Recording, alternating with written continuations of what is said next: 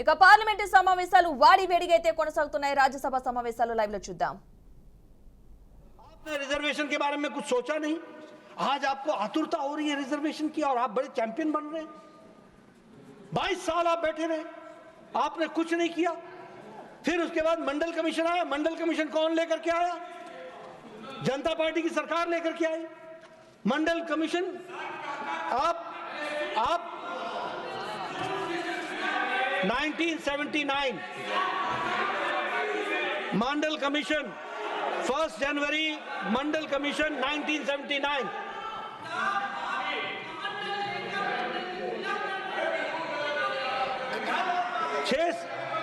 6 सितंबर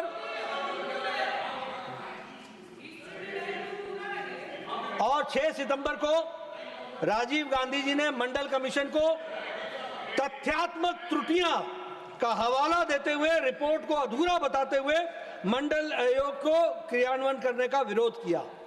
Rajiv Gandhi called मंडल commission. आजकल आप मनोज जी उधर बैठे हुए हैं, जरा ध्यान रखिए। राजीव गांधी कॉल्ड मंडल commission report one mains ऑब्स्टिनेंसी।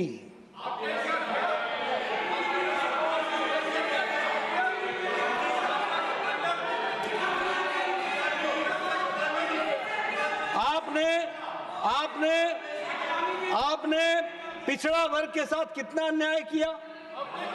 Chaudhary चरण सिंह जी को प्रधानमंत्री, किसान पुत्र, बैकवर्ड प्रधानमंत्री, उनकी सरकार को गिराने का काम आपने किया। आपने, ये देवेगौड़ा जी हमारे आदरणीय बैठे हैं, पूर्व प्रधानमंत्री, बैकवर्ड कम्युनिटी को रिप्रेजेंट करते हैं, स्पीकर साहब हैं, चेयरमैन साहब हैं। आपने इनकी चुनी हुई सरकार को गिरा दिया। इसलिए बैकवर्ड के चैंपियन बनने की कोशिश न करें। और अब अंबेडकर जी ने नेहरू जी के बारे में क्या कहा, वो ऑथेंटिकेट कर रहा हूं। 27 अक्टूबर 1951 को रामदासपुर पंजाब में कहा, just to see the leader of the Congress party, Pandit Nehru, he has delivered 2000 speeches during the last 20 years, but he has never spoken about the welfare of the scheduled caste even once. From this, you can judge what sympathy the Congress party can have for our people when its leader Nehru is so adamant. उसी तरीके से अब ये religious reservation पर मैं बोलना चाहता हूं। रिलीजियस रिजर्वेशन, सरदार पटेल जी ने 28 अगस्त 1947 को कॉन्स्टिट्यूएंट असेंबली में जो बात कही, वो भी मैं आपको उद्धृत करना चाहता हूं। उन्होंने कहा, I thought that our friends of the Muslim League will see the reasonableness of our attitude and allow themselves to accommodate themselves to the changed conditions after the separation of the country. But now I find them adopting same methods which were adopted when the separate electorates were first introduced in this country. And in spite of ample sweetness in the language used, there is full dose of poison in the method adopted. Sardar Patel ने बताया कि पहले विभाजन के पहले जो आपकी नीयत थी, वो फिर से प्रतिलक्षित हो रही है और यह कंट्री के लिए हानिकारक है। और बाबा साहब अंबेडकर ने रिलीजियस रिजर्वेशन पर साफ कहा कि अंबेडकर ने कहा धर्म के आधार पर रिजर्वेशन नहीं होना चाहिए। लेकिन अब आप जाइए, अब गुड लॉट और बैड लॉट, चोर चोरी से जाए, हेरा फेरी से ना जाए। अब क्या चोरी कर रहे हैं? आपने आंध्र प्रदेश में, आपने तेलंगाना में, आपने बैकवर्ड कास्ट में आपने 4% का रिजर्वेशन देने का प्रयास किया और जब उसको हाई कोर्ट ने स्ट्रक डाउन कर दिया तो आपकी सरकार ये सर्कुलर लेकर के आ गई, गवर्नमेंट ऑफ इंडिया की डीओपीटी की, कि 27% के रिजर्वेशन में 4.5% हमारे माइनॉरिटीज को, मुस्लिम माइनॉरिटीज को जोड़ो। इस बात को, ये भी सुप्रीम कोर्ट ने इसको क्वेश्चन कर दिया। लेकिन आप नहीं बाज आए, आपने जो आज संविधान के निर्माताओं के बारे में चर्चा कर रहे हैं, संविधान के निर्माताओं ने स्पष्ट रूप में डिस्कशन करके, मंथन करके, चिंतन करके यह तय कर दिया कि रिलीजन के आधार पर आरक्षण रिजर्वेशन नहीं होगा। It is written. और मैं चाहूंगा कि इस पर बहस हो। देश को जानना चाहिए कि आप किस तरीके से संविधान के मूल बातों को तोड़ मरोड़ कर अपीसमेंट की पॉलिटिक्स को आगे बढ़ाने का प्रयास कर रहे हैं। इस बात को ध्यान में रखना चाहिए।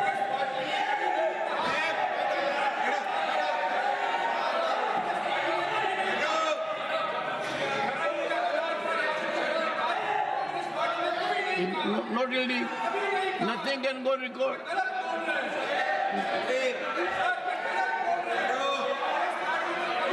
Nothing will go on record. सभापति जी, ये मैं इसको टेबल पर रख देता हूं, ऑथेंटिकेट कर रहा हूं।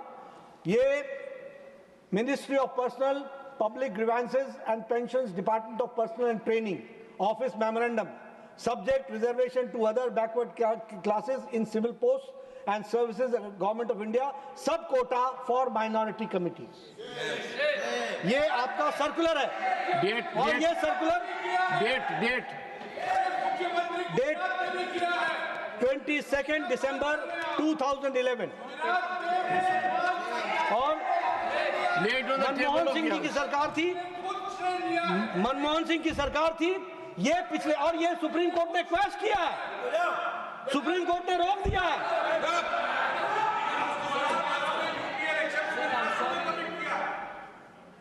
Subject to correction, sir. What Jairam Ramesh is saying now is wrong. What the Gujarat Chief Minister gave was on the basis of economic backwardness. Economic backward. Here it is mentioned religious minority. They are two different categories. He is conflicting the two and misleading the House. I object to that. Jairam, one second. No, Jairam, one second.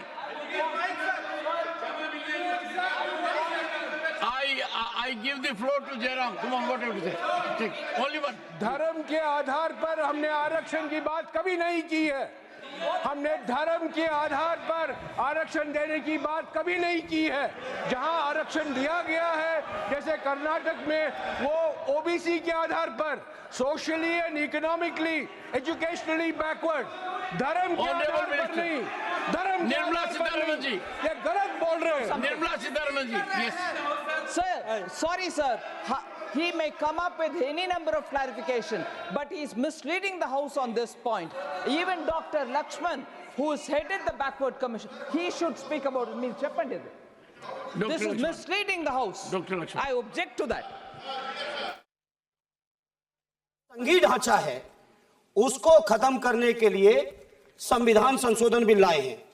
मैं मनीष तिवारी जी से सहमत हूं और अपनी party और अपने नेता आदरणीय अखिलेश यादव जी की ओर से कहना चाहता हूं, ये बिल पूरे देश के जो अलग अलग भेष, भाषाएं, संस्कृति, क्षेत्र की जो मान्यताएं हैं, जो हमारे संविधान निर्माताओं ने बहुत सोच विचार के, मंथन, अध्ययन करके ये संघीय ढांचा तैयार किया था, राज्यों का गठन भी किया था, संस्कृति के हिसाब से, क्षेत्र के हिसाब से, भाषा के हिसाब से, परिस्थितियों और समय के हिसाब से। मैं नहीं समझता अध्यक्ष जी, मुझे कहने में कोई संकोच नहीं, उस समय के हमारे संविधान निर्माताओं से विद्वान, बाबा साहब भीमराव अंबेडकर से ज्यादा विद्वान इस सदन में अभी कोई नहीं बैठा, मुझे कहने में संकोच नहीं है। और ये संविधान की मूल भावना को खत्म करके कैसे तानाशाही के रास्ते निकाले जाएं, इसके अलावा कोई काम ही नहीं बचा है। आखिर ये मनीष तिवारी जी ने कहा, कहीं एक विधानसभा के चुनाव अगर कोई अविश्वास आता है, अगर बहुमत नहीं मिलता है, तो क्या पूरे देश का चुनाव कराओगे? पूरे देश का चुनाव कराओगे? और ये लोग एक देश, एक संविधान, एक चुनाव की बात करते हैं। जो लोग 8 विधानसभाएं भी एक साथ नहीं करा पाते हो, मौसम देख के तारीखें बदलते हो, वो लोग बात करते हैं एक देश एक चुनाव की। इसलिए अध्यक्ष जी, मैं अपनी पार्टी की ओर से, अपने नेता आदरणीय अखिलेश यादव जी की ओर से इस बिल का पुरजोर विरोध करता हूं और आपके माध्यम से देश के जनमानस से कहना चाहता हूं, ये भारतीय जनता पार्टी के लोग तानाशाही लाने के नित नए रास्ते लाते हैं। जो 8 विधानसभाओं का चुनाव एक साथ नहीं करा पाए, 4 राज्यों के चुनाव एक साथ नहीं करा पाए, वो पूरे देश की लोकसभा और सारे प्रांतों की विधानसभा एक साथ कराने की बात करते हैं। मैं पूछना चाहता हूं सरकार से, अगर एक प्रांत के अंदर सरकार गिरती है तो क्या पूरे देश की लोकसभा के चुनाव कराओगे? क्या अगर लोकसभा के चुनाव के चक्कर में उस प्रांत के लोग क्यों सफर करेंगे? अरे चर्चा कर लेना।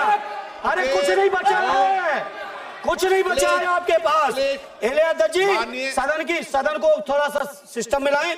अध्यक्ष जी, आपसे अनुरोध है, आपके माध्यम से सरकार से अनुरोध है, जनता ने बड़ी उम्मीदों के साथ हम सबको भेजा है और हम सब लोगों की जिम्मेदारी है, ये संविधान विरोधी, संघीय ढांचे विरोधी, बेसिक स्ट्रक्चर विरोधी कई केसों की चर्चा की मनीष तिवारी जी ने, मैं उनके साथ जोड़ते हुए माननीय सर्वोच्च न्यायालय की भावनाओं के विरोधी, गरीब विरोधी, दलित विरोधी, पिछड़ा विरोधी, मुसलमान विरोधी इस नियत को वापस लो।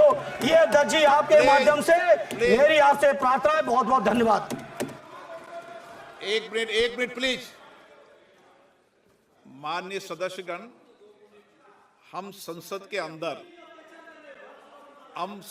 अंदर हर विषय की अलग अलग प्रक्रिया होती है। जब राष्ट्रपति भाषण होता है, जब बोलने की प्रक्रिया अलग होती है। संविधान पर उसकी 75 वर्ष की चर्चा पर जब विषय अलग होता है। आप जिस बिल का विधेयक पर विरोध कर रहे हैं वो नियम 72 के तहत विरोध कर रहे हैं। तो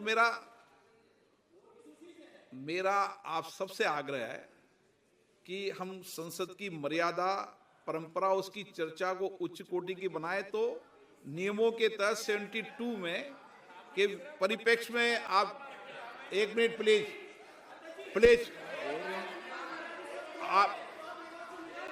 आप प्लीज एक मेरा ये आग्रह है, ऐसे नहीं बोलते बीच में। प्लीज बैठिए, ऐसे बीच में नहीं बोलते हैं।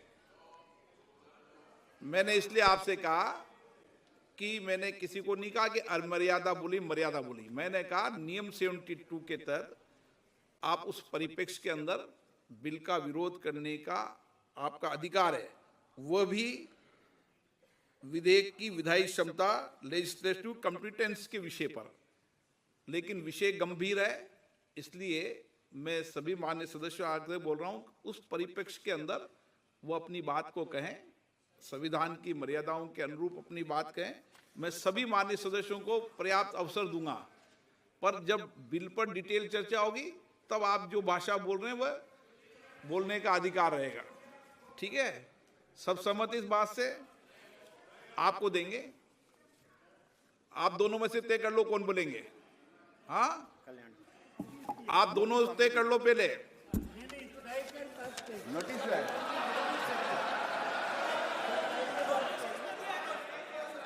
चलो मैं दोनों को 2-2 मिनट रख दूंगा। पहले कल्याण बनर्जी।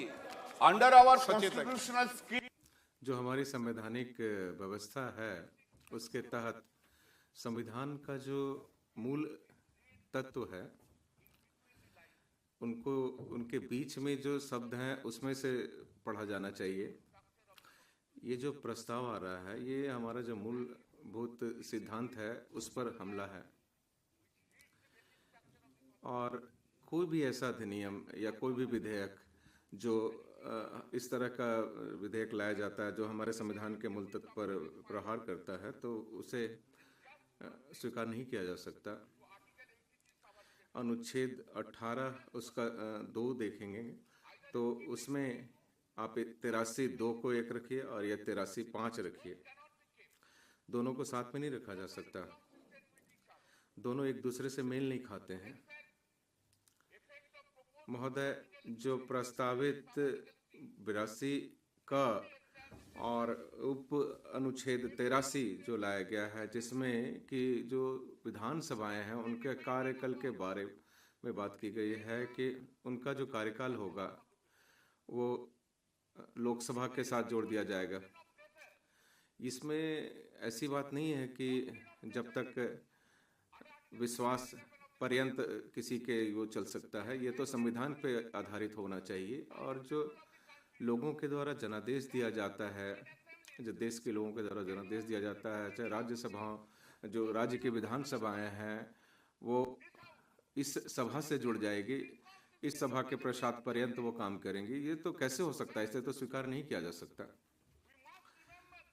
हमें इस बात को याद रखना होगा कि जो राज्य सरकारें हैं और राज्य विधानसभाएं हैं, वो केंद्र सरकार के अधीन नहीं है या अधीनस्थ काम नहीं करती हैं। यह जो संसद है, उसको यह अधिकार है कि वो कानून बनाए। 7वीं अनुसूची के तहत सूची 1 और सूची 3।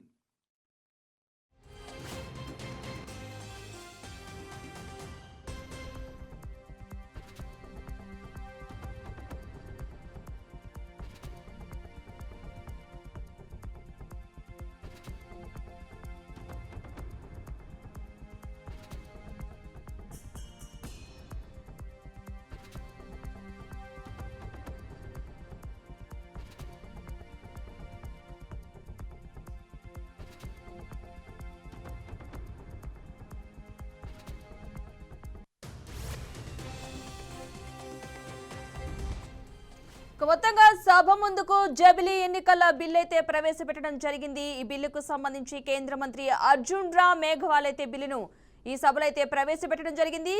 129 రాజ్యాంగ సవరణ బిల్లును అయితే న్యాయశాఖ మంత్రి ప్రవేశపెట్టారు। బిల్లును వ్యతిరేకిస్తూ కూడా విపక్షాలైతే నిరసన వ్యక్తం చేస్తున్న వైన అయితే మనం చూస్తూ ఉన్నాం। మొత్తంగా రాష్ట్రాల కాల వ్యవధిని కుదించడానికి వీల్లేదంటూ కూడా చెప్పుకొచ్చారు। 2029 జమిలీ ఎన్నికలు నిర్వహించేందుకైతే ఏర్పాట్లు చేయాలంటూ కూడా ఈ బిల్లును ప్రవేశపెట్టడం జరిగింది। రాజ్యాంగ స్ఫూర్తికి బిల్లుకు సంబంధించి సభ ముందుకైతే జమిలీ ఎన్నికల బిల్లు అయితే తీసుకురావడం జరిగింది। ఈ జమిలీ బిల్లునైతే కేంద్ర మంత్రి అర్జున్ రామ్ మేఘవాల్ ప్రవేశపెట్టారు।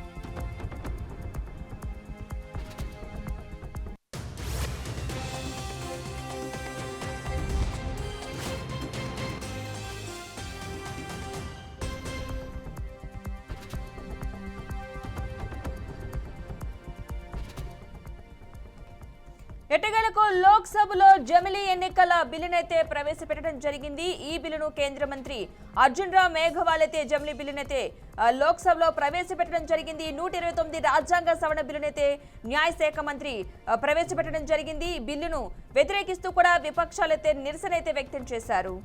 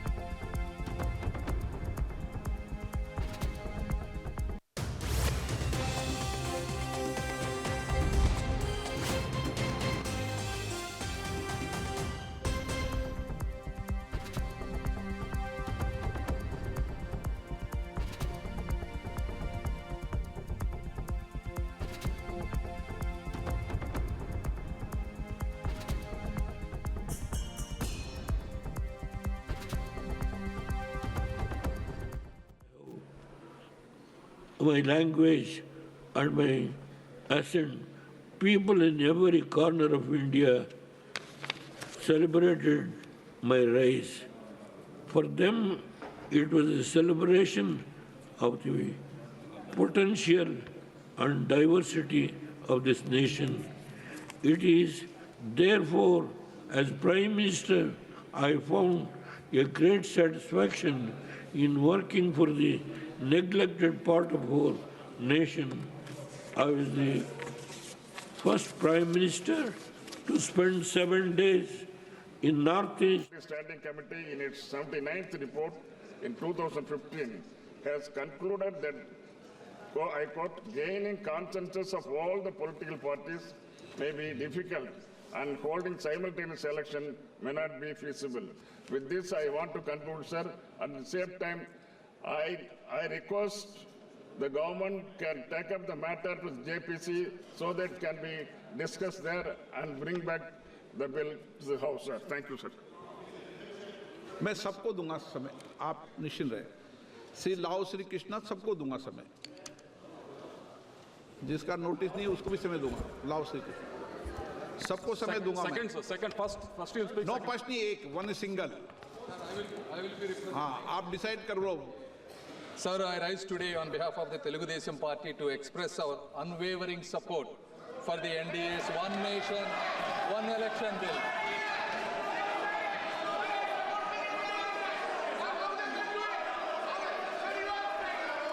Sir,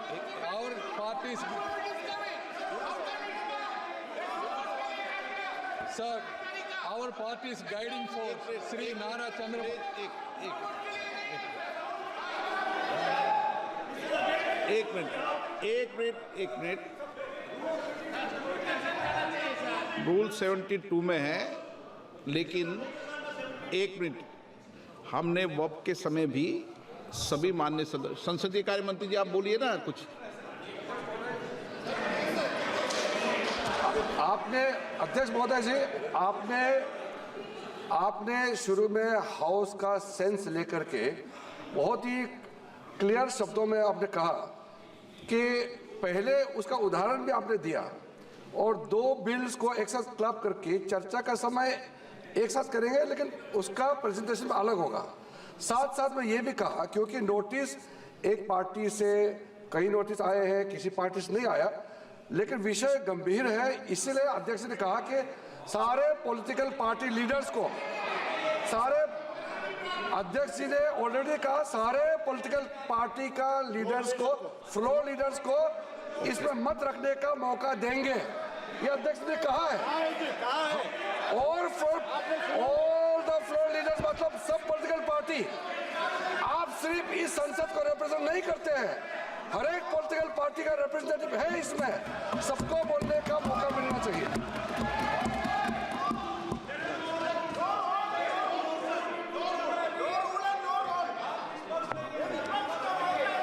ओके, प्लीज बैठिए, अभी बुलाते हैं, आपको भी बुलाते हैं, अभी मैं रूलिंग दे रहा हूँ, अभी प्लीज आप बैठिए, आप भी रूल की किताब बैठे हो तो मैं भी रूल की किताब लेके बैठा हूँ, अभी मैं बताता हूँ इस विषय पर। पहले हाँ, मैं अभी बोल रहा हूँ। हाँ, आप बैठे टिप्पणी मत कीजिए। इटी मोहम्मद बशीर जी, ओके, इटी मोहम्मद प्लीज, इटी मोहम्मद बशीर, हाँ, इटी मोहम्मद बशीर जी समझ लिया आप, प्रेमचंदन जी क्लियर कर दिया सबको, चलो इटी मोहम्मद बशीर। सर